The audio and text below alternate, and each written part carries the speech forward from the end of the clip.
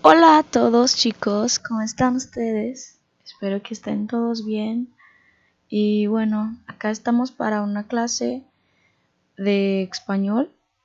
Y bueno, como ya saben, me llamo Eduarda, soy su maestra de español.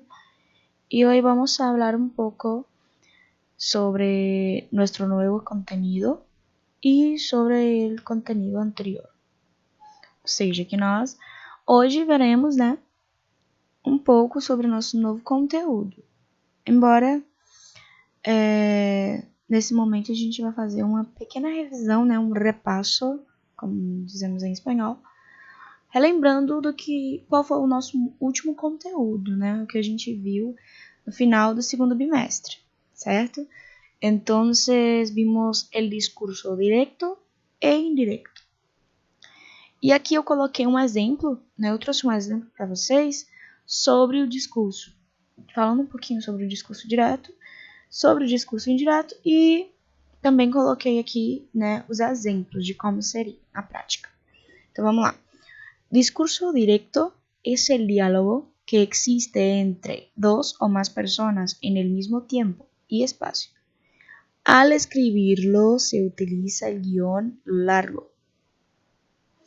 Guión largo seria como a nossa travessão.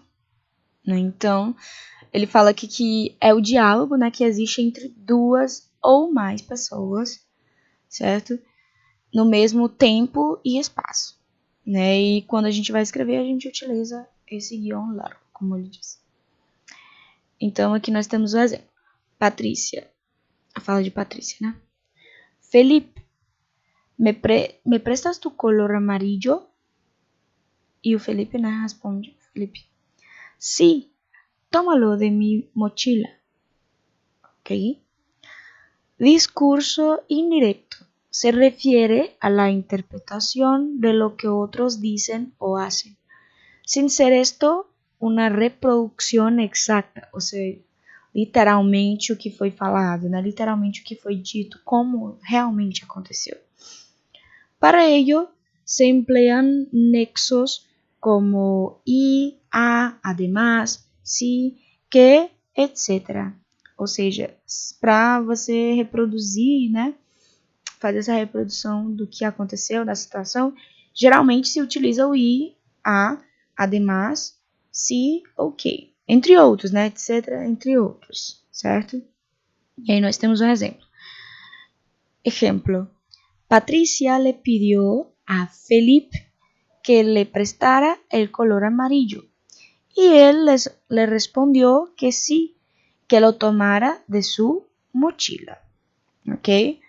Vemos a diferença entre os dois tipos de discurso, direto e indireto.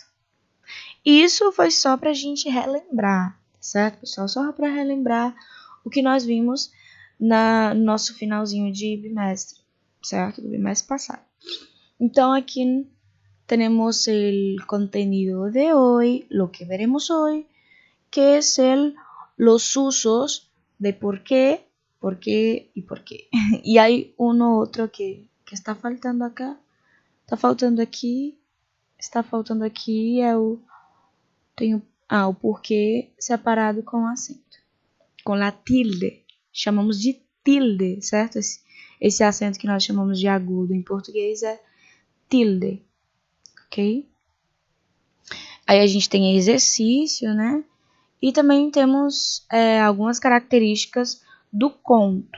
E também temos uma leitura que vocês vão realizar em casa, certo? Já de início, na página 58, vocês têm aí um texto, certo? Falando sobre o teste del buen lector, O teste do bom leitor. Pessoal que gosta de leitura aí vai fazer esse teste, ok? E aí também tem um pequeno texto na página 59, que também vocês vão realizar, a leitura desse pequeno texto. Por que huelen los libros antiguos? Porque o cheiro, cheiro do... Por que os livros antigos, têm esse cheiro? E continuando na página 59, aí nesse quadro rosa, nós veremos o uso dos porquê em espanhol. Assim como em português, né, nós temos diferentes formas de utilizar o porquê e diferentes tipos também. No espanhol não é diferente, certo? Eu vou colocar aqui para vocês um pequeno resumo, né, de como é utilizado, né, a diferença de cada um e exemplos, né, de situações que se utilizam. Mas no livro também de vocês podem revisar, certo? Nesse quadro rosa nós teremos aí da mesma forma, teremos a explicação de cada um, de como é utilizado, de quando utilizar e também exemplos, certo? Então vamos aqui. Primeiro vamos falar sobre o porquê junto com tilde, com acento. É um substantivo masculino que equivale a causa, motivo, razão e circunstância, como diz el Chavo del Ocho, né? Como diz o Chaves do 8. Ele fala, o professor Girafales, né? Porque causa, motivo, razão ou circunstância. Então esse é o porquê do Chaves, né? É o porquê do professor Girafales, na verdade. E se escreve com tilde. Tilde em espanhol, como acabo de falar, tilde é o nosso acento, certo?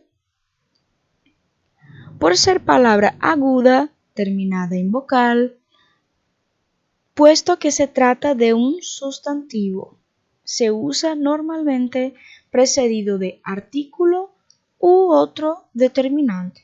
Então, pode, né, é um substantivo, então se usa normalmente, geralmente, né, precedido do artigo ou algum outro determinante, certo? Aí nós temos alguns exemplos, né? Não compreendo el porquê de tu actitud, ou seja, razão, né? La razón de tu actitud. Todo tiene su porquê, ou seja, tudo tem o seu motivo, tudo tem sua causa, né? Como outros substantivos, tiene plural. Como outros substantivos também tem plural. Hay que averiguar los porqués de este cambio de actitud, certo? E aí agora nós vamos para outro exemplo de porquê. Agora o porquê separado com tilde, com acento. Se trata de la secuencia formada por la preposición preposición por, ¿no?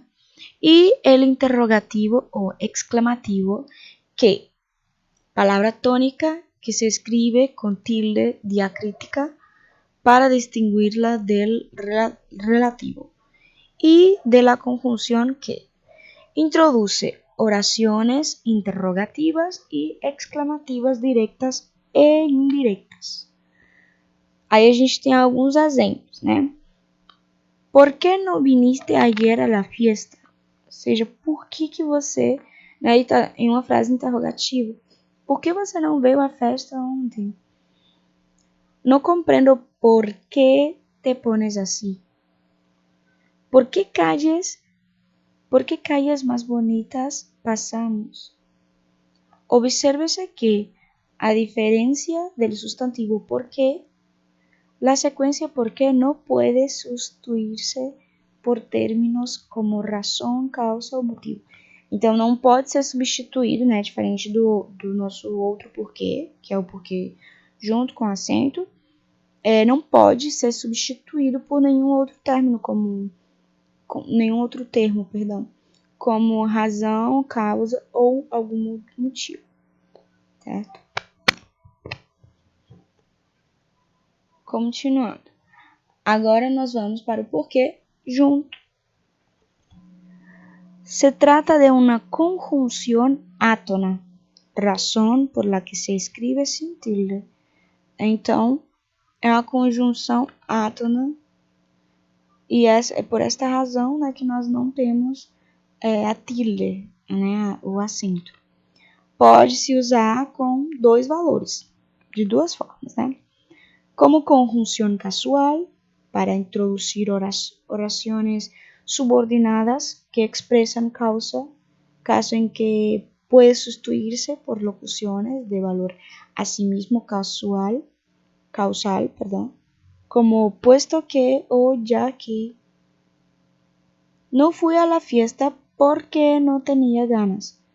Então também pode ser substituído, né, pela frase já que não tinha ganas, né, no lugar de porque. La ocupación no es total porque quedan todavía plazas libres, puesto que quedan todavía plazas libres. También se emplea como encabezamiento de las respuestas a las preguntas introducidas por la secuencia ¿por qué? Ejemplo, ¿por qué no viniste? Porque no tenía ganas. Cuando tiene sentido causal, es incorrecta su escrita em 2 palavras.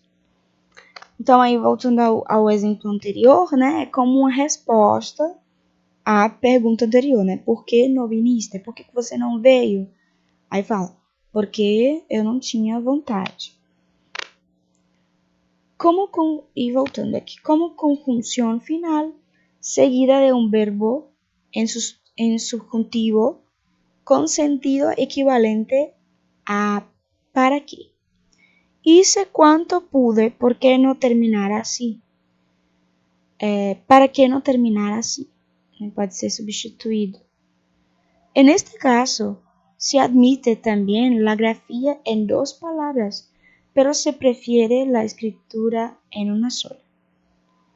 Hice quanto pude, por que não terminar assim? Ou seja, pode ser também escrito assim, né? Mas é preferível, né, essa escrita, né, em uma só palavra, porque junto, ok?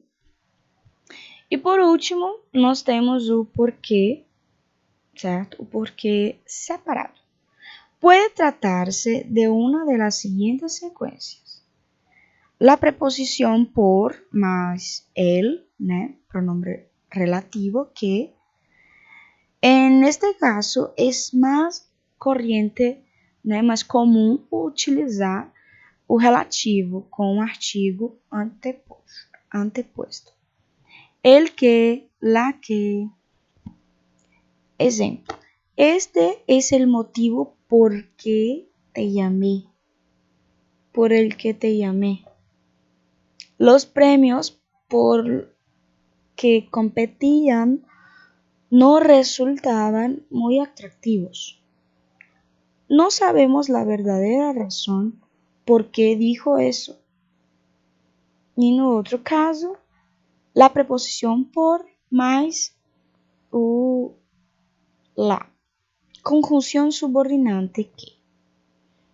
Esta secuencia aparece en el caso de verbos, sustantivos o adjetivos que rigen un complemento introducido por la preposición por y llevan además una oración subordinada introducida por la conjunción que.